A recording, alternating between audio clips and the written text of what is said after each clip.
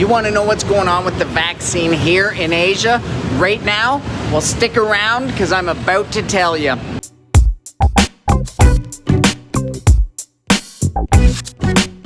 Hello out there world, my name's Chris and I'm retired working for you. Over the past week, I've received a ton of comments and questions about the vaccine situation here in Thailand and Asia in general. So I thought I'd kill two birds with one stone. Well, I'm not gonna kill any actual birds. At least I'll try not to. I've come out tonight to the very quiet pseudo-lockdown streets of Bangkok to give you a country-by-country update of where things stand in regards to the vaccine, all while showing you what the normally busy Bangkok looks like on this Saturday night. I mean, look at this. This is a rare sight. I'm in the middle of Sukhumvit Road. Saturday night, this place is usually jam-packed.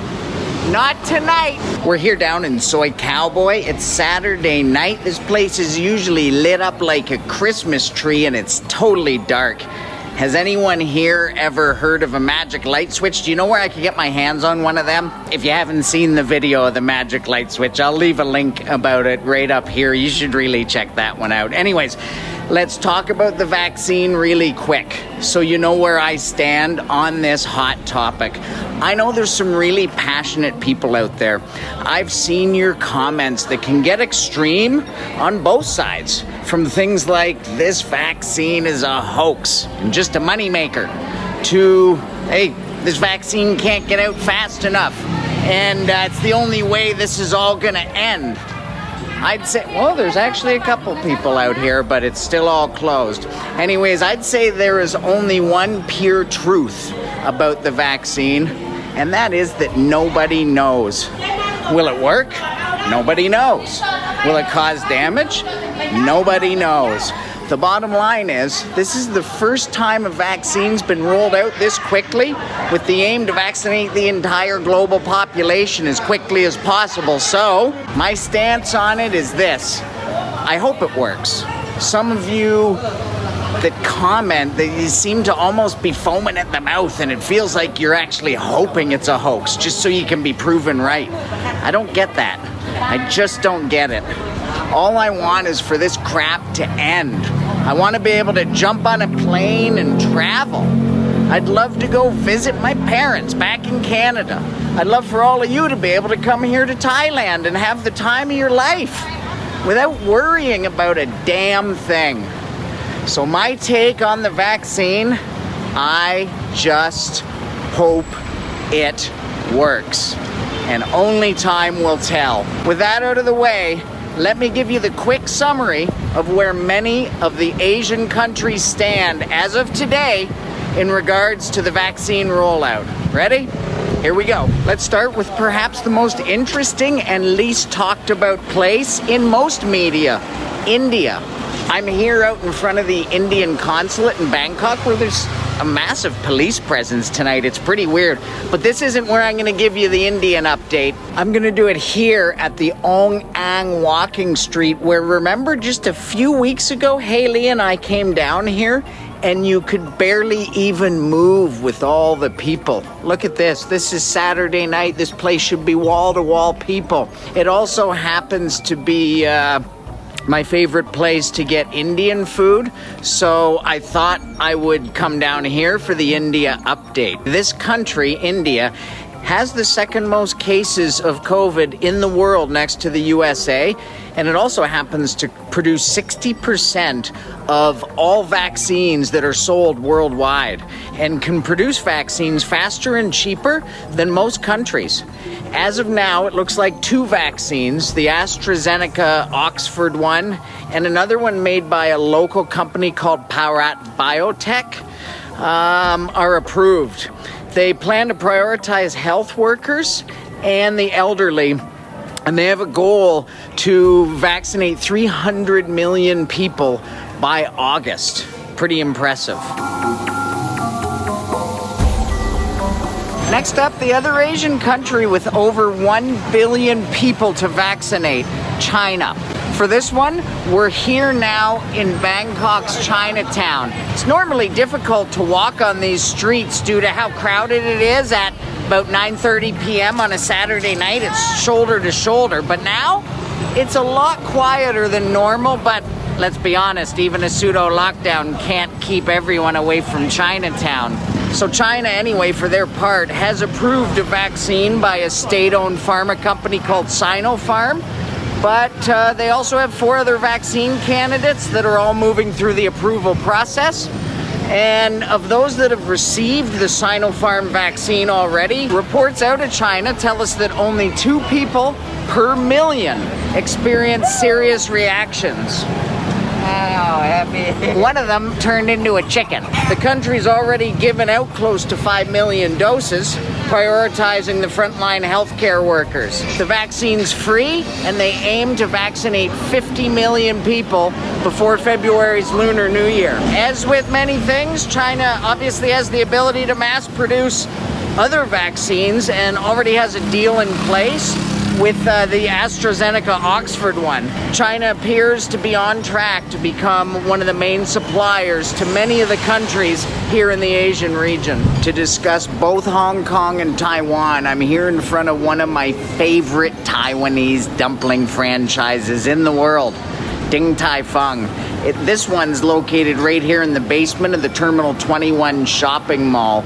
And Taiwan, a country that's only reported 825 total cases and 3 deaths since the pandemic began, has secured deals with AstraZeneca and 2 other unnamed vaccine makers. They're not expected to begin their program until March and have deals in place to cover 65% of their population.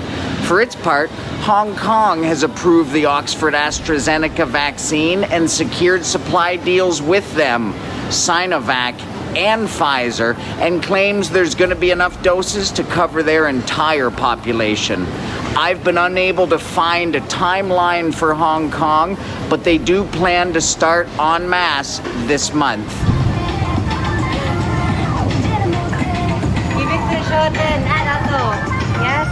I'm now in front of my favorite little izakaya, which means Japanese pub. This place has 4 or 5 floors that are usually packed with people enjoying all kinds of Japanese pub food and super large mugs of ice-cold Asahi. But sadly, tonight, they're closed. All you got is these metal doors rolled down.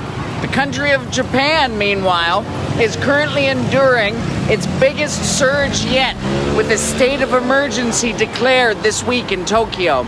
Pfizer already has a deal to supply 120 million doses, enough for 60 million people, while AstraZeneca, Moderna, and Novavax also have signed deals that will see Japan acquire literally hundreds of millions of doses.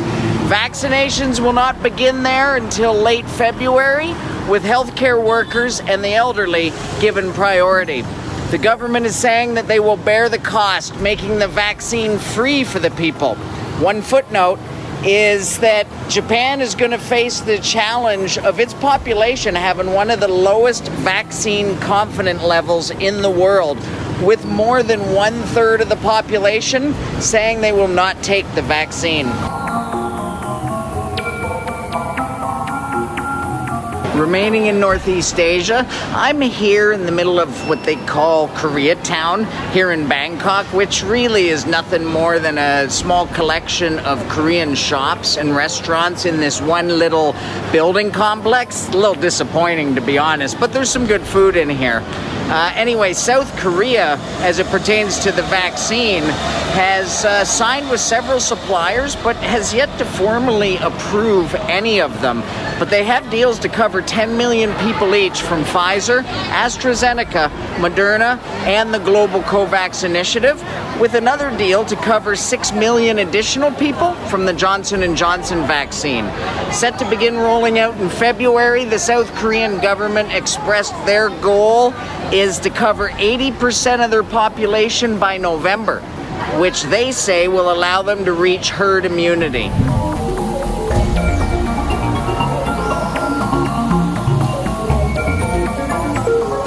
Finally, let's move down to Southeast Asia for the roundup. Did you ever hear about this guy in Singapore who was made famous as the first ever street food vendor to earn a Michelin star? Well, his name was Hawker Chan, and apparently he's morphed into a shopping mall franchise now, which is good for him, but I'd imagine that this is about as close as you'd ever get to Hawker Chan these days. Kind of takes the shine off of the Michelin star a bit, don't you think?